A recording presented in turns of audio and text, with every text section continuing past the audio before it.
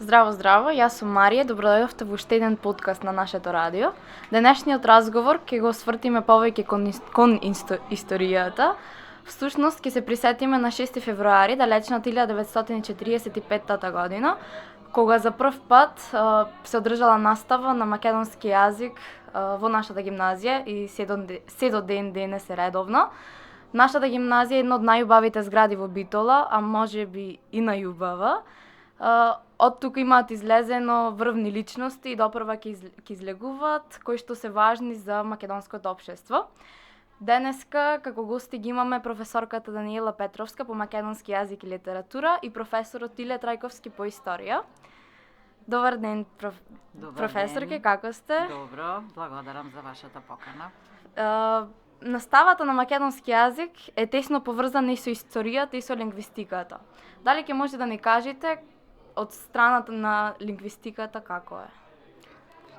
Всушност што значи? Так, значи лингвистиката е општа наука за семиотиката. Всушност е конкретна наука која што го проучува јазикот како систем од знаци, а семиологијата ќе проучува сите системи од знаци. И во суштина, значи, лингвистиката е една поддисциплина на семиотиката или семиологијата. Во суштина, таа гранка се занимава со она што во суштина е најголема човекова привилегија, а тоа е можноста човекот да ги изрази сите своји мисли, користејќи еден специфичен систем од знаци, кој што само тој може да го употребува, а тоа е јазикот. Супер. Што е она што ве прави особено горда како професор по македонски јазик? Всушност, ја имате најсложената задача да го продолжувате делото на солунските браќа на софистициран начин.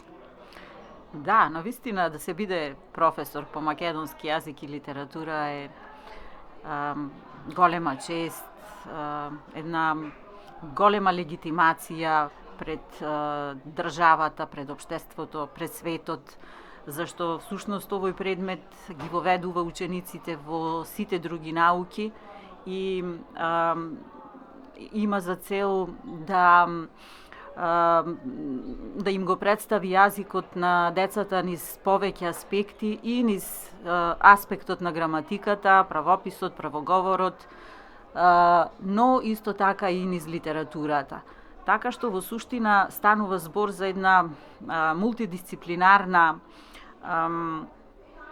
за еден мултидисциплинарен приод кој што секој професор треба добро да го одмери во која насока всушност ќе го даде кон учениците, затоа што секој доаѓа со различни предиспозиции, со различно знаење, па во крајна линија и со различна љубов кон јазикот, и професорот е тој кој што треба всушност да направи таква една синергија меѓу него и учениците, која што ќе вроди со плод, а тоа ќе биде една креативна атмосфера во која што учениците треба да посакаат да го изучуваат јазикот и низ граматиката, и низ литературните дела, што е особено важно денес, а било и секогаш. Да, многу е важна атмосферата, но во последно и се бијат гласови дека ние учениците се помалку читаме.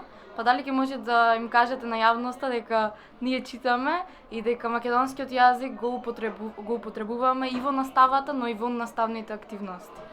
Сигурно, јас сум секогаш објективна и секогаш сум на страната на вистината, барем за оние ученици со кои што јас работам и со кои што работат моите колеги, можам да тврдам, да кажам дека тие читаат и сакаат да читаат.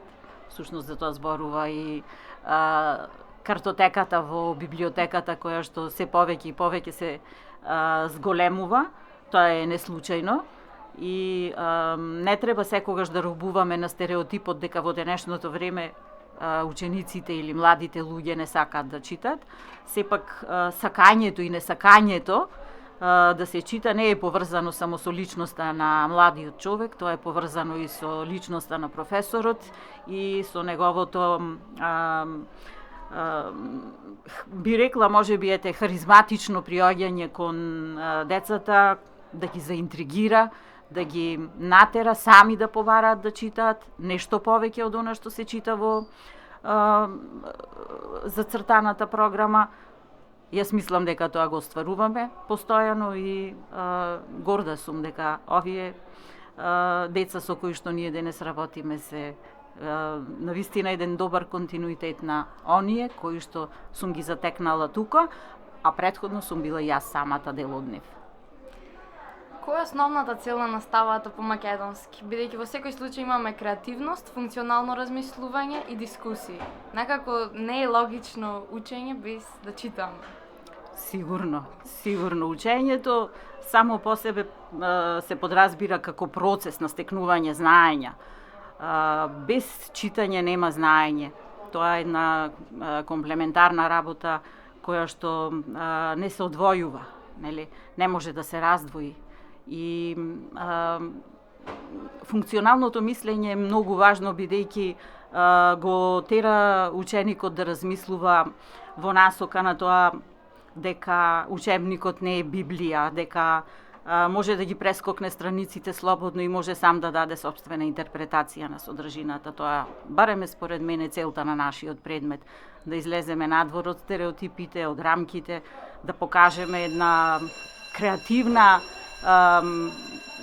енергија која што всушност ние ја црпиме едни од други, ја реализираме преку дебати, преку форум театри, преку писмено изразување, усно изразување, и на тој начин сметам дека во суштина читањето, знаењето одат заедно. Да. И како за крај би сакала да ве прашам, кои се особините кои што ве одликуваат како професор по македонски јазик? Ова е прашање на кое што можам да дадам одговор, но можеби ќе звучи претенциозно. Сега скоро имав едно интервју во Црно-бело и имав некое слично прашање. Мислам дека сум личност која што е прилично демократична, авторитетна и човек кој што сака да ги мотивира учениците да читат, да учат, слободно да се изразуваат, да не бидат робови на правила кои што не значи дека секогаш треба да се почитуваат ако тие не се функционални. Секогаш го поттикнувам критичкото мислење кај децата, го почитувам нивното мислење, го уважувам и сакам да го ислушам, па и да го вреднувам. Да, супер, многу ви благодарам што одвоивте време. Молам, чест ми беше. Добар ден, професоре, како сте? Добар ден, добро, фала. Наставата на македонски јазик е тесно поврзана и со историјата и со лингвистиката. Па дали може да ни кажете што значи од страна на историјата? Како е поврзана? Секој јазик е основа на една нација, на еден народ, па така и македонскиот јазик е еден од најзначајните сегменти на постоењето на македонскиот народ. Долго време е борбата за да се изучува својот јазик, да се употребува слободно својот јазик и не е мала работа. Токму во оваа гимназија во 1945 година за прв пат официјално започна употребата во едно средно училиште на овој јазик и со тоа всушност идентитетот на македонскиот народ почнува да се гради, да расте и во овие изминати 80 на години скоро да биде литературен јазик кој што е признат од целиот свет и кој го зборуваат најголем дел од населението во нашата држава. Во овие 79 години од кога е редовна наставата по македонски јазик во гимназијата, се имат случајно бројни општествени и образовни промени, па што е специфично во нашата гимназија? За среќа, промените во нашата гимназија не се така драстични, затоа што ние од самиот почеток беше како општа гимназија која образуваше кадар кој требаше да го продолжи своето образование и понатаму и да расте и да се развива, и тоа е од наша гледна точка, од гледна точка на професорите, најзначајното нешто, бидејќи создаваме нешто ново, нешто убаво, кое е основа на самата држава. Најголемата промена ќе се случи после 10 години од почетокот на работењето на гимназијата како гимназија на македонски јазик, кога од 8-годишна гимназија таа ја преминува во 4-годишна гимназија. Значи, во почетокот такви се состојбите да образованието нема толкава потреба од кадар и затоа 8 години се учи овде гимназија, но подоцна се преминува на 4-годишно образование и тоа ќе донесе многу значајни резултати со кои и денес можеме да се гордееме. Да. Што значи образованието на мајчин јазик од историски аспект и како било порано и сега? Мајчиниот јазик, како што реков, е основа на идентитетот на еден човек, а историјата е врзана исто така со идентитетот. Целото постоење на македонскиот народ ние го детерминираме токму и со постоењето на македонскиот јазик. Токму тоа, изучувањето на својот јазик, овозможува и негово растење, негово градење, споредување со останатите и избогатување. Јазикот е жива материја и низ историјата се менувала и азбуката и правописот, а денес ние го користиме овој правопис на Круме Кепески и на сега ми застана мозокот, на академик Блаже Конески и тие двајца придонесоа многу за развојот на македонскиот јазик, а со тоа и со историјата на македонскиот јазик и литература.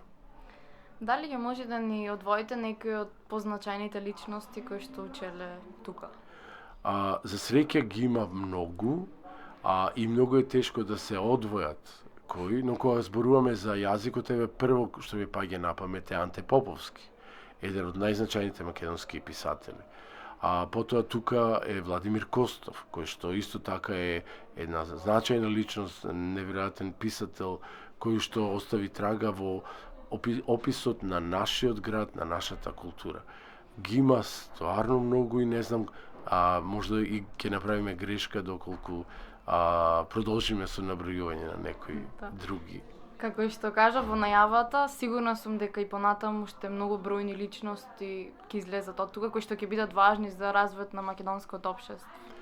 Тоа е сигурно, затоа што секој што излегува од тука е важен. Моето мислење е такво. За среќа работам 30 години тука и во тие 30 години имав среќа да работам со многу млади, надарени деца, кои што се многу успешни во секој поглед, без разлика, но пред се луѓе, а тоа е голема работа. Затоа што важите за еден од најомилените професори тука во гимназијата. Фала многу. Дали ги може да ни одвоите дел од вашите особини кои што треба да ги поседува професор по историја? Прво, секој треба да има знаење. Тоа знаење треба да сака да го пренеси на другите, да не очекува дека другите треба да знаат колку него. Исто така, моето мислење е дека секој ученик има право на грешка затоа што учи. И кога учи, во тој процес, некогаш е подобар, некогаш е помалку добар. Но тука сме ние на тој пат да ги водиме и секогаш сметам дека учениците кои дошле во оваа гимназија можат многу. Дали и сакаат во тој момент е големо прашање, но сигурно можат многу. И така треба да продолжат понатаму. Супер, ви благодарам што одвоивте време за Благодарам и денешниот вам, подкаст. мило ми е и само продолжите вака. Ви благодарам.